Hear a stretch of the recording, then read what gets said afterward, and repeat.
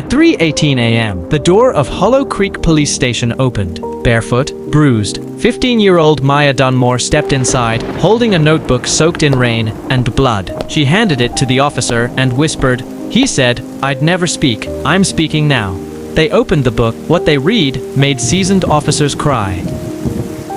Tonight, we pull back the curtain on a house that looked normal, until it wasn't. A story not of strangers, but of secrets passed through blood. Maya Dunmore was silenced for 6 years. What you're about to hear is how she broke the spell. Uncle Marcus was the family's favorite. He told the best jokes, brought the best gifts, and always made time for Maya. But behind the warm smiles and playful antics, a darker truth lurked. I was 9 when I learned monsters don't knock. They already have keys. He'd come in at night, whisper stories, kiss my forehead, then linger. Too long, too close. The first time he said, "This is our little secret." And when I cried, he said, "If you tell, no one will believe you." So I didn't. I couldn't. Maya tried to break the silence once. She was 10. At the kitchen table, hands trembling, she told her mother, "Uncle Marcus does things to me at night." Her mother blinked, paused, then stood up and said, "Don't ever speak that way about your uncle again." And just like that, Maya learned that some people would rather protect the lie than face the fire. That night, he came in harder. Not louder, just more sure of himself. He whispered, "You told her, didn't you?" I couldn't speak. He said, "Now you owe me for that." I stopped trying after that.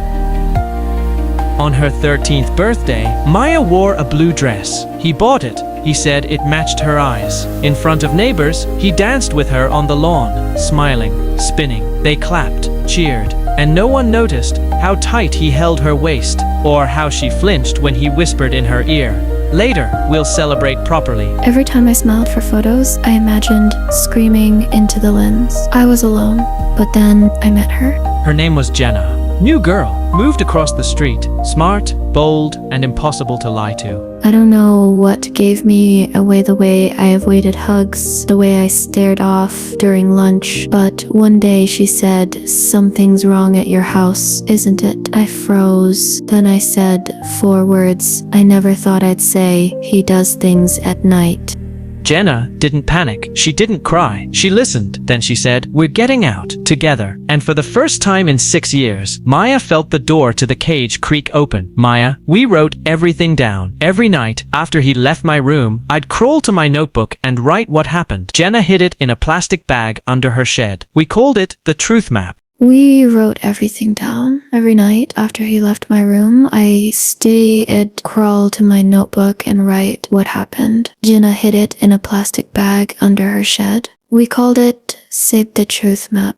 March 12th, the night of his arrest. But it almost didn't happen. He came home drunk. That was rare. He grabbed my wrist and said, "I think you've been planning something." My stomach dropped. He'd found the notebook. I could see it in his eyes. He said, "You think you're smart, huh? If you speak, I'll bury your story so deep, even God won't hear it." He walked out. I ran. I didn't take a bag, didn't take shoes, just ran to Jenna's. She was already at the door, waiting. At 3:18 a.m., Maya handed Officer Roman a drenched notebook and said, "He said, I never speak." I did. The next 48 hours would uncover a 6-year pattern and a second victim in the family no one expected. I didn't survive because I was brave. I survived because someone finally saw me and believed me. In part 2, the trial begins. But the real twist? What they find in the basement wasn't just evidence. It was a memory vault, and not all of it belonged to Maya.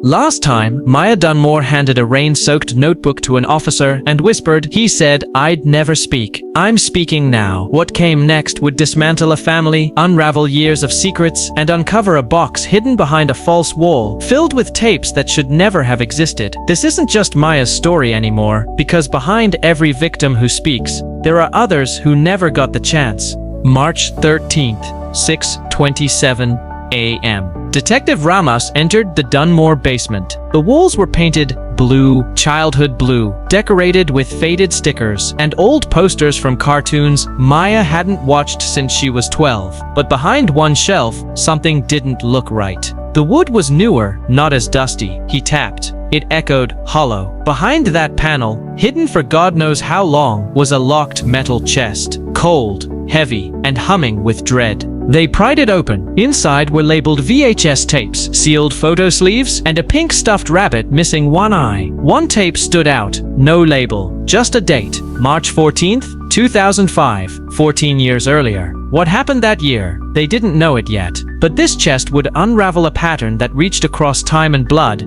2 days after the arrest, they asked me to come back to the house. I didn't want to. Even the thought of the floorboards made my hands sweat, but I did it. Because truth doesn't always show up where you want it. Sometimes you have to crawl into the past and shine a flashlight at your own shadows. I walked through the front door like I was stepping into a haunted museum. My mother was gone. She left after the arrest. Didn't even take her plants. The living room looked exactly the same, except colder. Like the walls themselves were watching me. I went straight to the basement. The officer pointed to the open chest. I saw my rabbit, the one I'd begged Marcus to give back when I was 10. He said, "I'll keep it safe, like I keep you safe." Then he locked it away. Turns out he locked away everything. He kept trophies of pain. April 2nd, Courtroom 4, B. The first trial date.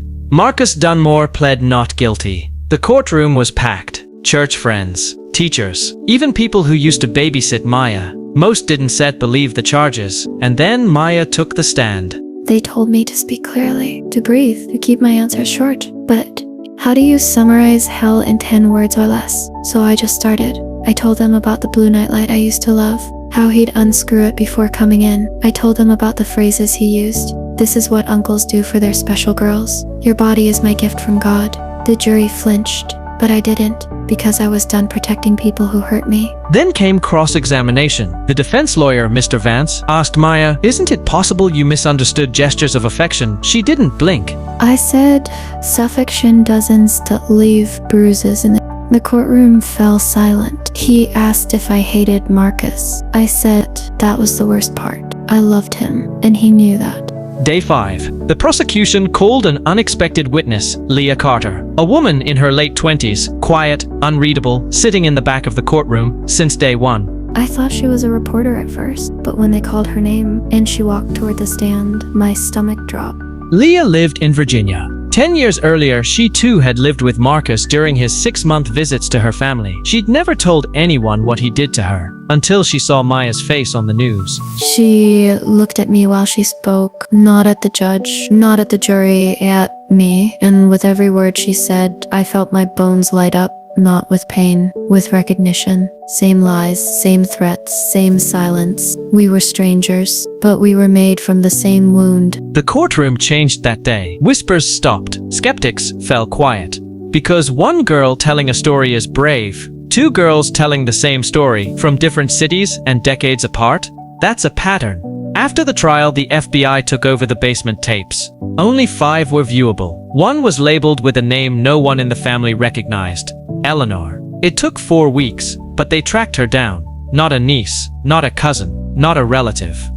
A missing girl from New Hampshire, reported abducted in 2005, the year on that unlabeled tape. Maya, choking back emotion. I wasn't set the first, and I might not have been the last. I keep asking myself, what if I never spoken? How many others were waiting to be buried? The jury deliberated for 3 hours, then returned. Marcus Dunmore was found guilty on all counts of aggravated child abuse and criminal sexual misconduct. 2 counts, 2 lives. Confirmed. Maya, quiet. People asked me later if I was happy. I wasn't. Because he didn't rot, he just disappeared into a system. But I saw him flinch when they put the cuffs on. I saw his mask slip, and that was enough. We thought the nightmare ended in court, but monsters don't stop just because a gavel falls. After the trial, the FBI secured every single cassette from the Dunmore basement. There were 10 in total, but only 5 were viewable. Each one labeled with a name. Names we expected. Names Maya recognized. Except one, Eleanor. A name no one in Maya's family had ever spoken. No cousin, no niece, no tie. It took 4 weeks and an interstate investigation to find the truth.